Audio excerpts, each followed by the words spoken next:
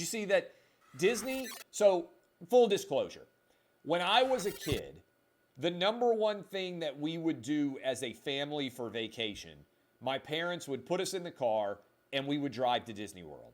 And we would stay usually at Disney World's Fort Wilderness, which for those of you out there that are familiar with Fort Wilderness, it's a campground. We would stay in a campground as a family for vacation and go to Disney World multiple days. That was what we did as a family. That was what my family, my dad and my mom wanted to do for vacation. My sister and I, one time in particular, we stayed for 2 weeks at Disney World in a pop-up camper that had no air conditioning, that had, it's crazy to me to think about it, obviously no shower, no bath. We used all the public bathrooms and everybody else that's camping there. And it's wild to me to think about the fact that we all stayed in that little pop-up, because it's wild to me to think now as a parent about how my own kids would respond if we were camping in a little pop-up, and how my wife and I would do handling 3 young kids. My parents obviously handled my sister and I.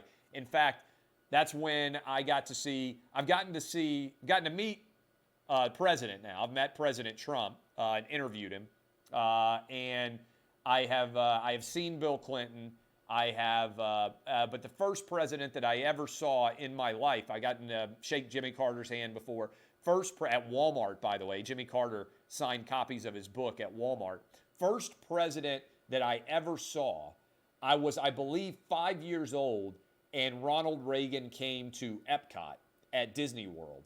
And he was driving around in a motorcade, and it was so hot that day, I remember, that a lot of the people that were in the celebration there, part of the parade, were collapsing and falling out and everything else. It's probably 1983, 84, 85, something in that vernacular. Ronald Reagan, in his second term, so it's probably 85, Ronald Reagan was driving around in his motorcade. I got to see the president in the motorcade waving at people. That's when I was staying at Disney World in the campground. So my family's longtime Disney proponents. I've taken my boys down to Disney World. But I got to tell you, Disney has lost its mind. And Bob Chapek, who is the current CEO, has really blown it in allowing social media to dictate the way he responds to this Florida parental rights bill, which has nothing to do with the word gay. And I just want to keep reiterating this because so few people actually understand what the bill says. So few people have actually taken the time to actually even read the bill. But in particular, kindergartners, first graders, second graders, and third graders are not to be instructed about human sexuality. The bill doesn't say don't say gay anywhere. The idea is just public school kids, and this is, I agree with, as a parent of public school kids, including a public school fifth grader and first grader right now. My kids should not be taught about sex-related issues in kindergarten, first grade, second grade, or third grade. There's no reason for it. And this is something that the vast majority of parents agree with around the country. Anybody who has young kids recognizes it makes no sense. There's no discussion of don't say gay. The idea is there's no reason to instruct, for human sexuality purposes, anything relating to this at all. So what is crazy is the president of Disney, one of them, there may be multiple presidents, I'm not sure, Carrie Burke, came out and said, as a part of this, that she believes that 50% or more of Disney leads, they're talking about animated movies, by the way, animated leads in movies and characters and whatnot should be LGBTQ gay or in underrepresented groups, 50%. Now, I don't know about you, but when I was watching Peter Pan, or when I was watching Snow White, or when I was watching Bambi, I didn't spend a lot of time thinking about the love lives of the animated characters. And that's the case whether it was those animated movies or whether it was more recent movies like Little Mermaid and Aladdin and those, or even in the modern era, Pixar movies that have been made now and have become classics. By and large, this is, I believe, a really lost cause for Disney. And I think they're going to alienate way more people than they gain. And here's an example that I think is a perfect illustration of Disney losing their way.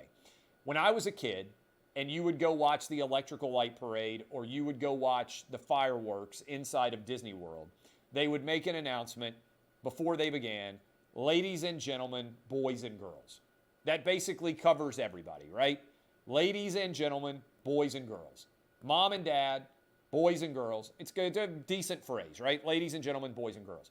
Disney has eliminated the use of the phrases ladies and gentlemen, boys and girls because they have determined they are not inclusive enough. And this is something that fires me up, okay? We want to talk about science all the time and science mattering. There are two genders. You are either a boy or you are either a girl. There is no middle ground. There is no uncertainty. From a biological perspective, you either are a boy or a girl. Now, there's some tiny minority of people that have sex organs of both men and women. Tiny minority. But usually, they are defined at young ages. The parents decide boy or girl, right? There is no one out there in a substantial number that is offended by the use of the term ladies and gentlemen, boys and girls. Biology is real, okay? Gravity is real. The boiling point and freezing point of water is real. If you believe that science is real, then you have to recognize that biology is also real and that boys and girls exist and that boys and girls are different. And this has become somehow a major battleground. And I believe that Disney is swinging and missing in a monumental fashion when it comes to ladies and gentlemen, boys and girls. And people can say, why do you care? Because of the message that is being sent here, that it is not inclusive enough to acknowledge that there are two genders and that there are men and women. This is wrong. And I believe this is why we're going to see a massive reckoning in November. 6 months from now, we're almost to April. When you get to May, June, July, August, September, October, November, nothing is going to save Joe Biden and the Democratic Party. Right now, it doesn't appear, from a red wave, the likes of which you may have never seen before. And that red wave is going to sweep out a lot of this woke insanity. I'm telling you, that is going to be the biggest takeaway. I cannot wait for these November votes because you got to vote based on COVID. I'm going to talk about that in a moment. And you got to vote based on this woke insanity that has taken over the country.